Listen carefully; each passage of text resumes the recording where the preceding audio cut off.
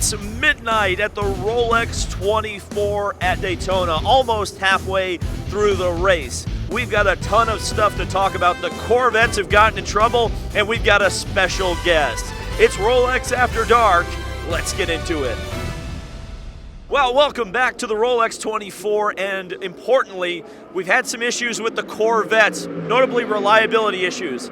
So we're out here in front of the Corvette Racing Garage, but it is a special video because it's midnight, it's Rolex After Dark, and strange things tend to happen at Rolex After Dark. And there's been so much discussion over the past week and a half about Corvette and whether they're genuinely slow or whether they're sandbagging. Well, I've got a special guest who claims to be the world's biggest Corvette fan, or maybe it is that he has the world's biggest front teeth. Well, let's bring our special guest in. It's Bucky the Beaver.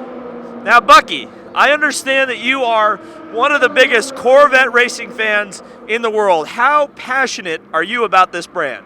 There's three things that I like in this world: big gas stations, white New Balances, and Corvette. Wow, what an insightful answer. Now, Bucky, so much has been made about the Corvettes and their new GTD car. It seems as though they are sandbagging like crazy, and they are trying to pull one over on the rest of the manufacturers. How do you respond to those accusations?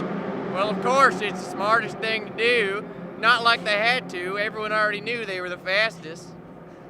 No, but they haven't been the fastest, Bucky. They've been at the back, and now They're not showing everybody their cards. It's a smart thing to do. What? A smart thing to do? What is with the Texas education system, Bucky? You're dumb. I'm dumb. Listen, I'll have you know that it takes a very smart person to be a YouTube motorsports star, Bucky. Get off of my stage. Get off of my stage. Get off of my stage. Jesus.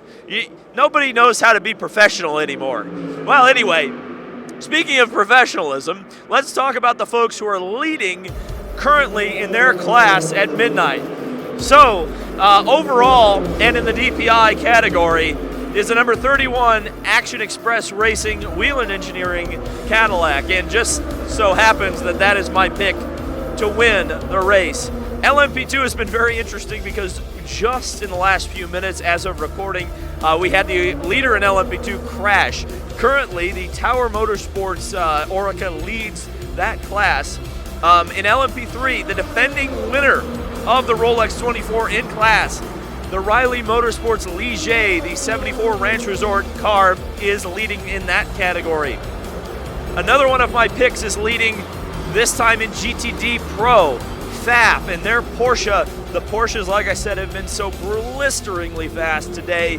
That car leads in GTD Pro, and Porsche is sweeping currently the GTD category with the GT AM Wright Motorsports. They were actually one of the faster cars early on in the Roar testing, and it appears that it is translated today. So, the big moment that just recently happened was the number 20 High Class Racing Orica slammed into the tire barrier down here in turn 1, scattered debris all over the racetrack. It was leading the class at the time, and crazily enough, despite what looked to be comprehensive damage to that machine is now back out and only 2 laps behind the race. Speaking of LMP2, since we're talking about it, I know a lot of people are going to have a lot of interest in the Chungus Mobile, the number 81 Dragon Speed car that, of course, has IndyCar drivers Devlin DeFrancesco, Pato O'Ward, and Colton Herta aboard. That car was 2 laps down fairly early, but they've actually gotten back on the lead lap. Eric Lux is in the car right now. He's the 4th driver. He's the gentleman driver. Once Eric, I assume, gets his drive time out of the way, it's going to be all the pros to the end. So if you're an IndyCar fan, that's something to watch. So like I said earlier when I talked to Bucky the Beaver, Corvette had some issues earlier today. Both cars at one point were in the garage area. And certainly I think it kind of leads me to believe that, hey, they're having some teething issues with this GT3 car. Kind of unexpectedly, but at the same time, if you think back to my coverage in 2020, when Corvette first brought the C8R here, Both cars, or at least one of the cars, was out of the race with a mechanical issue. This year, it looks like both of them have been taken out through mechanical faults, and not taken out in terms of the running. They're still running, but certainly any chance of a class win has evaporated.